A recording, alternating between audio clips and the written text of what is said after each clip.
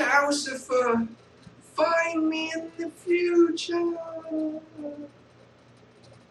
From one of my favorite films, right? Howl's Moving Castle, because I'm an anime nerd as well. So yeah, the rules of the game have changed. What else? What else? Yeah, where I'm going with this future. What I'd like to do, what my pristine opportunity of life looks like my. Hey, you tell them if you could do anything. No. Boy, I got this. This is an outtake, but not an outtake. Because I'm gonna keep going. Hey, you tell them if you could do anything with your life, what would you do? Well, little Timmy, you know what I would do? First of all, I'd pat you on the head because you're a strapping young lad. But you can't touch my bottom, so please remove your hand. Yeah. So what I would do with the future is I would love to travel and speak and do comedy. It's going to be really interesting or rough to make that happen because I really don't have any connections, I don't have any friends, I got nothing. I am utterly alone.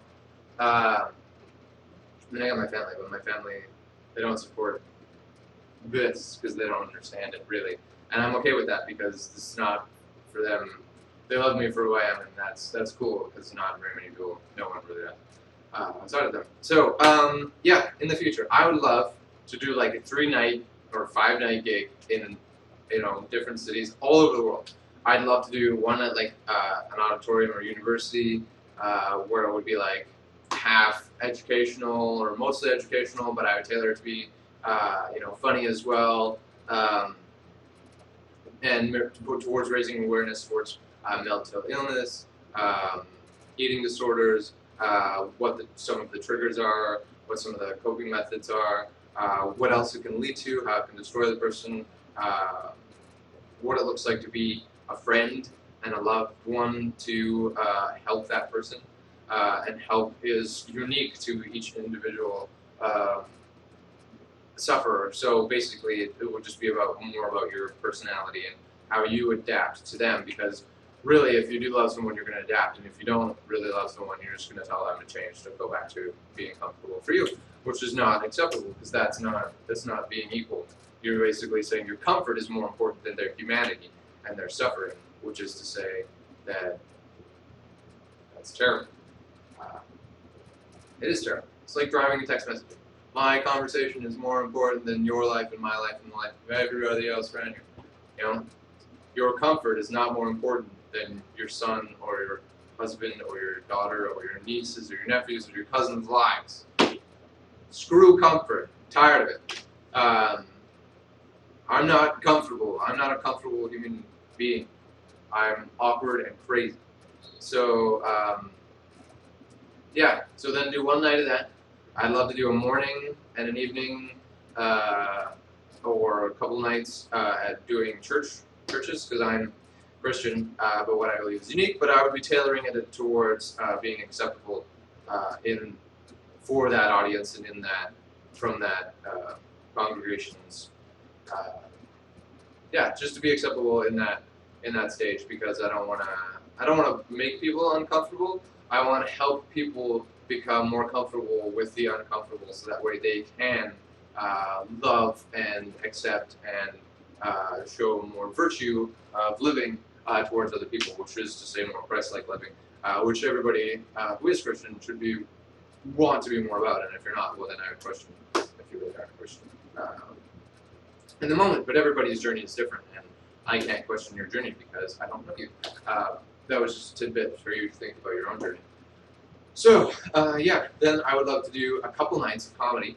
I don't know, I think I got enough material to at least do half an hour to 45 minutes. So, like, with commercial breaks, not saying I'll ever be on TV, because I'm me, right?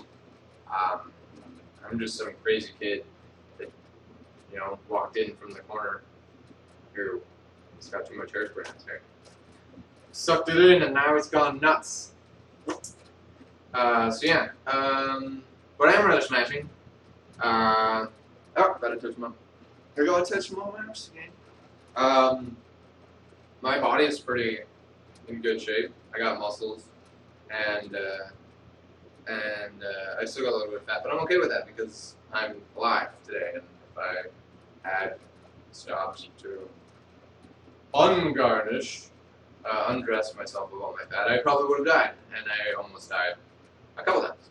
So I'm glad I woke up from almost not dying. So yeah, and I'm fairly fashionable for the most part.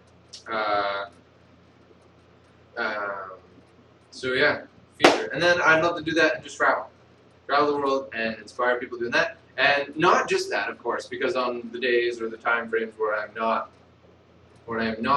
on stage or in front of people, I would be either meeting people or I would be doing more like tweets. I mean, I'm almost at 5,000 tweets, and it's all like most of it's poetic blurbs of inspiration, and nobody gives a flying, and I'm okay with that because I'm just creating the opportunities. I'm not responsible for the response, but it would be awesome if people did believe in me. So yeah, and so yeah, and then I would be doing these still. I would still do these videos because I believe in sticking true to your roots, and I'd probably still do World of Warcraft videos. It would just be one tanking video a week because I probably wouldn't spend that much time playing it because I don't really anymore. I can't really. Yeah, that would be great. That would be my life. Traveling the world, advocating, and it might flourish into something else where, you know, I become more educated on other things and want to advocate for other things, in which I do care and know about a lot of other things, but I'm not an expert and I don't have as much experience as I have in this one thing, and that's more important, is to do the one thing, to focus target, because I can only do so much. I'm just one person and I don't have any help and I don't have any friends, so I do everything by myself. So look for me in the future. It's going to be hopefully cool, awesome. Maybe, I have no idea. I'm totally insane. Could be like another 5 years of utter invisible silence where, I'm just wondering, 1,000 poems on my blog, hundreds of posts, literally thousands of tweets, almost 100 videos. How long will I go invisible? I mean, will I die invisible? Then something will matter, and I'll never get to, or have been on stages in front of people to make people laugh and smile, and that matters. If I do, maybe I'll do all my stand-up gigs, and I'll do it all in this room in the next 30 days, which would be crazy, and put it all on here so that way when I die, everybody can watch everything I've ever done, and all of my bits, and then you all can use it to do whatever you want, and you can take my novels and finish them. You all can pick a chapter or just write from where I've gone and finish it off for me, because it's all about you. So yeah, thanks for stopping by Villainous Times for Friasterday, July 21st, 2012. Blessings. You guys have a great day. Universal equality forever.